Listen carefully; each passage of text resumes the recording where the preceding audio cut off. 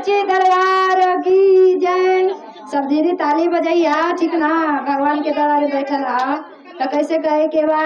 भूसा के झोपड़िया शिव गुरु माटी के आंगनमा, भूसा के झोपड़िया शिव गुरु माटी के आंगनमा, सिचिया पुकारे शिव गुरु रे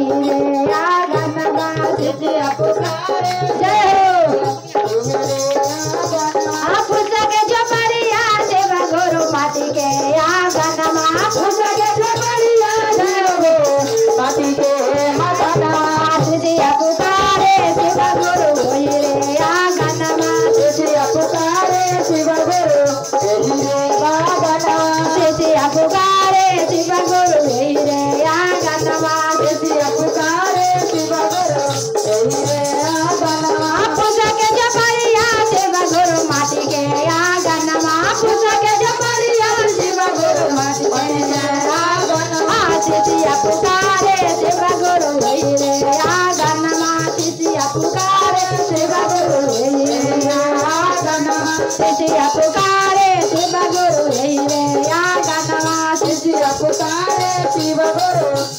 रे आंगनमा। माटी के गैलवा में शिव गुरु जलवा मांगे वो, माटी के गैलवा में जलवा मांगे वो, माटी के गैलवा में शिव गुरु जलवा मांगे वो, माटी के गैलवा में शिव गुरु जलवा रे मांगे वो, चरण डोलाए वो शिव गुरु रे आंगनमा, चरण डोलाए वो जय हो रे आंगनमा, चरण डोलाए वो शिव गुरु रे आंगनमा, चरण डोलाए वो शिव गुरु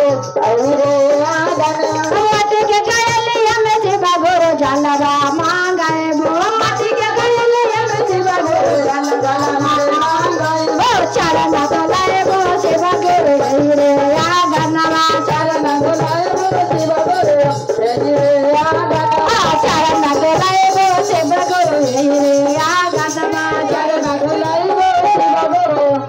रे आंगनमा। चरण चौकिया पर शिव गुरु आसने लगाए वो, चरण चौकिया पर शिव गुरु आसने लगाए वो, चरण चौकिया पर शिव गुरु आसने लगाए वो, चरण चौकिया पर शिव गुरु आसने लगाए वो, आसने लगाए शिव गुरु तो आके बोलाए वो, आसने लगाए वो शिव गुरु तो आके बोलाए वो, आसने लगाए वो शिव गुरु तो आके बोलाए वो, आसने सजाए शिव गुरु तो आके बोलाए वो, आसने लगाए के शिव गुरु तो आके बोलाए वो, आसने लगाए के शिव गुरु तो आके बोलाए वो। भूसा के झोपड़िया शिव गुरु माटी के आंगनमा, भूसा के झोपड़िया शिव गुरु माटी के आंगनमा, सिचिया पुकारे शिव गुरु रे आंगनमा, सिचिया पुकारे जय हो रे आंगनमा, सिचिया पुकारे शिव गुरु रे आंगनमा, सिचिया पुकारे शिव गुरु रे आंगनमा। सोने के परतवा में शिव गुरु भांगे आधा तुरवा, सोने के परतवा में शिव गुरु भांगे आधा तुरवा, सोने के परतवा में शिव गुरु भांगे आधा तुरवा, सोने के परतवा में शिव गुरु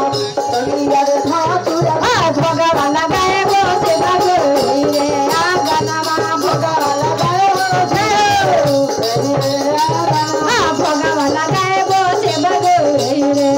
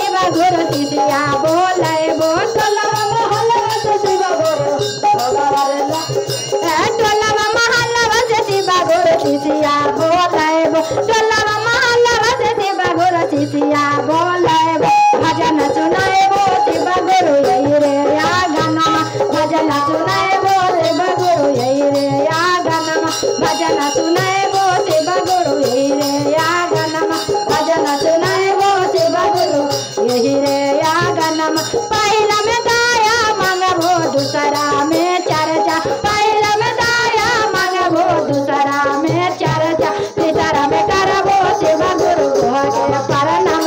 तीसरा में करबो शिव गुरु तोहके प्रणाम तीसरा में करबो शिव गुरु तोहके प्रणाम।